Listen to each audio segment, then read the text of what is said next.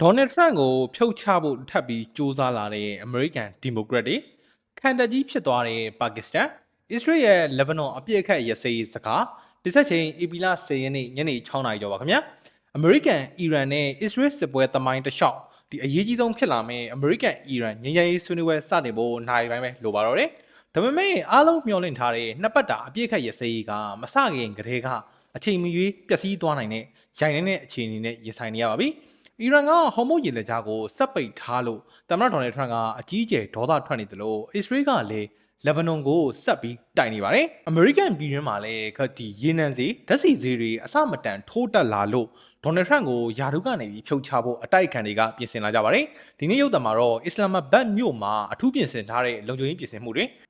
အစ္စရေးနဲ့လက်ဘနွန်ရဲ့ရှုပ်ထွေးလှတဲ့ဓာတ်ရိုက်ဆွေးနွေးပွဲကမ်းလှမ်းမှုတွေပြီးတော့အမေရိကန်နိုင်ငံတွင်းနိုင်ငံရေးမှုန်တိုင်းတွေအကြောင်းကိုအရှင်းဆုံးတင်ဆက်ပေးပါမယ်။အပြစ်ကရစဲရေးကြီးညာပြီးတရက်ကြာတဲ့အထိဟော်မုတ်ရေလက်ကြားမှာကမ္ဘာရေနံတင်တင်မောတွေလွတ်လပ်ဖြတ်တန်းခွင့်မရသေးပါဘူး။ရေနံတွေပစ္စည်းတင်တဲ့တင်မောတစ်စီးနဲ့ကုန်တင်တင်မော၅စီးပဲဖြတ်တန်းခွင့်ရပါသေးတယ်။ဒါကိုဒေါ်နယ်ထရန့်ကအကြီးအကျယ်ဒေါသထွက်နေပါတယ်။အီရန်ကတင်မောတွေကိုပေးဖြတ်တဲ့နေရာမှာဒီခန့်ညံ့ညံ့လှုပ်ဆောင်နေတယ်။ငါတို့သဘောတူထားတဲ့အတိုင်းမဟုတ်ဘူးလို့သူ့ရဲ့ Truth Social ကနေပြီးပြောခဲ့ပါသေးတယ်။ဒါပေမဲ့အီရန်ဘက်ကလည်းအကြောင်းပြချက်ရှိပါတယ်။အစ္စရေးကလက်ဘနွန်ကိုတမိုင်းတစ်လျှောက်အပြင်းထန်ဆုံးဘုံကျဲခဲ့တာကိုထောက်ပြပြီးတော့အစ္စရေးကအပြစ်ခတ်ရစဲကိုချိုးဖောက်နေရလို့အီရန်ကဆွဆွဲထားပါတယ်။အီရန်ရဲ့လွှတ်တော်ဥက္ကဋ္ဌအခုဆွေးနွေးမဲ့ထဲမှာအဓိကခေါင်းဆောင်မေဂါလီဘတ်ဆိုတဲ့သူကလည်းလက်ဘနွန်ကအပြစ်ခတ်ရစဲရဲ့ခွဲမရတဲ့အစိပ်ပိုင်းဘဲလို့ထပ်ပြီးတော့အတီးပြုထားပါတယ်။ဒီတော့ဆွေးနွေးပွဲကဇပွဲပိုင်းမရောက်ခင်ကတည်းကနှစ်ဖက်ယုံကြည်မှုတွေအကြီးအကျယ်ရိုင်းနေနေပါတယ်။ဒီအချိန်မှာအစ္စရေးနဲ့လက်ဘနွန်ဂျားမှာလည်းနိုင်ငံရေးကစားကွက်တွေရိုက်ဆိုင်လာနေပါတယ်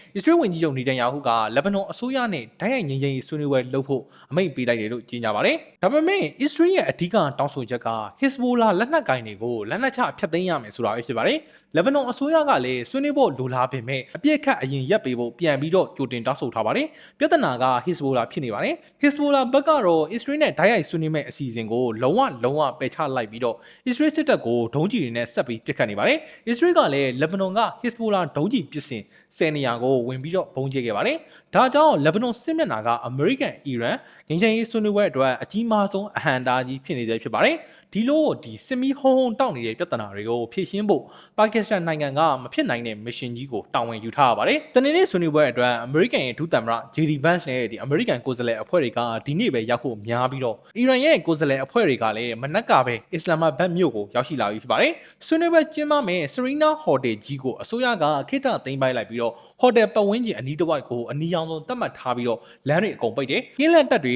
တိုးချဲ့ထားပြီးတော့မြို့ကိုခံတပ်ကြီးတစ်ခုလိုလုံခြုံရေးအထူးတင်ကြပ်ထားပါတယ်။ပါကစ္စတန်အတွက်ဒီအပွဲကအသက်တမျှအရေးကြီးပါတယ်။အောင်မြင်သွားရင်ကမ္ဘာအလယ်မှာမျက်နှာပန်းလှတဲ့ငင်းကြီးစိစက်သူဖြစ်လာမှာဖြစ်ပေမဲ့သဘောတူညီချက်မရဘဲနဲ့ပွဲပြတ်သွားရင်တော့ပါကစ္စတန်ရဲ့တန်တမန်ရေးရာယင်းနှိမ့်မြုံနှံမှုတွေအကုန်လုံးတဲတဲ့ရေသွန်ဖြစ်သွားမယ့်အန္တရာယ်ရှိနေပါတယ်။ပါကစ္စတန်မှာနှစ်ဖက်ကိုဖြောင်းဖြနိုင်တဲ့ဩဇာရှိနေပေမဲ့အမေရိကန်နဲ့အီရန်ကိုအတင်းအကျပ်အလျှော့ပေးခိုင်းနိုင်တဲ့လုပ်ပိုင်ခွင့်တွေတော့မရှိဘူးလို့ပညာရှင်တွေကသုံးသပ်ပါတယ်။အရှိလေပိုင်းမှာဆွေးနွေးနေချိန်အမေရိကန်ပြည်တွင်းမှာတော့နိုင်ငံရေးမှုန်တိုင်းကထန်နေပါတယ်။ဒီမိုကရက်ပါတီဝင်တွေကအီရန်စစ်ပွဲကိုရပ်တန့်ဖို့လွှတ်တော်မှာကြိုးစားခဲ့ပေမဲ့ဒေါ်နယ်ထရန့်ရဲ့ Republican ပါတီဝင်တွေကပိတ်ပင်ဟန်ထားခဲ့ပါတယ်။ဒေါ်နယ်ထရန့်ကအီရန်ကိုလူယဉ်ကျေးမှုတစ်ခုလုံးပြတ်သုံးအောင်လုပ်မယ်လို့ချိန်ချောက်ခဲ့တာကိုမှတ်မိကြအောင်ပါ။အဲ့ဒါကိုစစ်ရာဇဝဲမှုမြောက်တယ်ဆိုပြီးဒီမိုကရက်တွေကအကြီးအကျယ်ဒေါသထွက်နေကြပါတယ်။အခုဆိုရင်ဒီမိုကရက်တွေကအရင်ကမတုံးရဲတဲ့သမ္မတကိုဆွဲချက်ပစ်တင်အရေးယူခြင်းနဲ့25ကြိမ်မြောက်အခြေခံဥပဒေပြင်ဆင်ချက် 25th Amendment ကိုအသုံးပြီးတော့